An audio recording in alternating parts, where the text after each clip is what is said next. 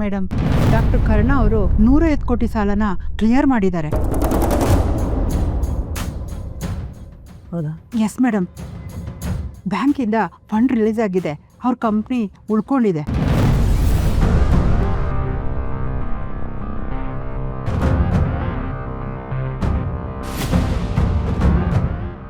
No no, ಹೀಗಾಗಬಾರ್ದಾಗಿತ್ತು madam, ಆದರೆ ಒಂದೇ ಒಂದು ಸಿಗ್ನೇಚರ್ ಹಾಕಿ ಆ ವಶಿಷ್ಠ ಕುಟುಂಬ ಇದನ್ನೆಲ್ಲ ಉಳಿಸ್ಕೊಳ್ಳೋದಕ್ಕಲ್ಲ ನಾನು ಇಷ್ಟು ವರ್ಷ ಸಾಮ್ರಾಜ್ಯ ಕಟ್ಟಿದ್ದು. ಅವರು ನರಳಬೇಕು, ಒದ್ದಾಡಬೇಕು, ನನ್ನೆದುರಿಗೆ ಭಿಕ್ಷೆ ಬೇಟ ನಿಲ್ಲಬೇಕು.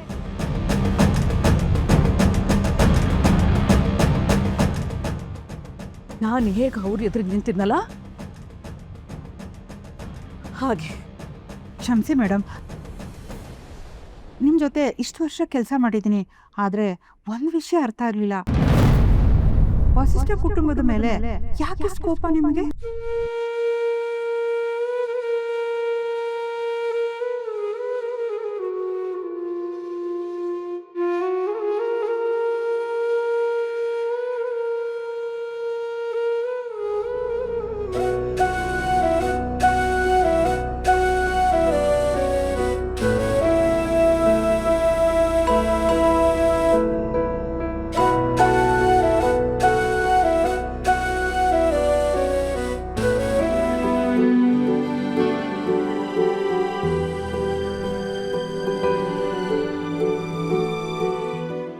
ಈ ಹುಡುಗಿ ಯಾರು ಗೊತ್ತಾ?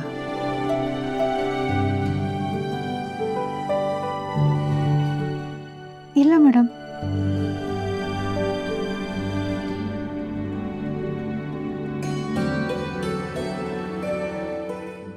ಇವಳು ಸೀತಾ.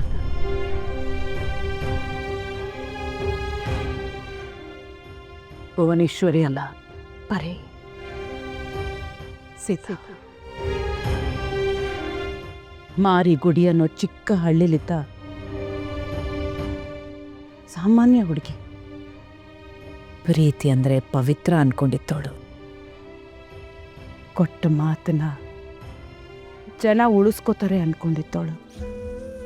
ಜಲ್ರೂ ಕಣ್ಮುಚ್ಕೊಂಡು ನಂಬ್ತಾ ಇದ್ದ ಮುಗ್ಧ ಹುಡುಗಿ. ದೊಡ್ಡ ಹುಡುಗಿ. 30 ವರ್ಷದ ಹಿಂದೆ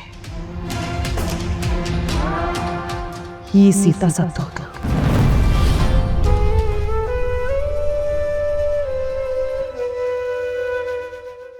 ಅವಳನ್ನ ಕೊಂದೋನು ಆಯುಧನೇ ಹಿಡ್ದಿರ್ಲಿಲ್ಲ. ಅವನ ಹೆಸರು ರಮೇಶ್ ವಶಿಷ್ಠ.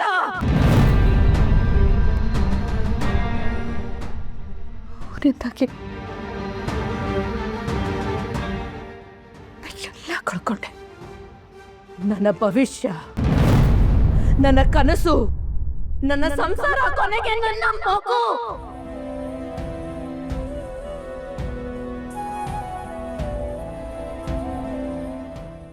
ಮಗು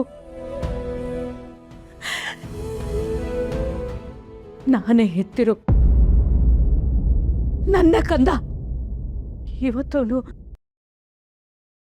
ಎಲ್ಲಿದನು, ಹೇಗಿದನು ಒಂದು ಗೊತ್ತಿಲ್ಲ.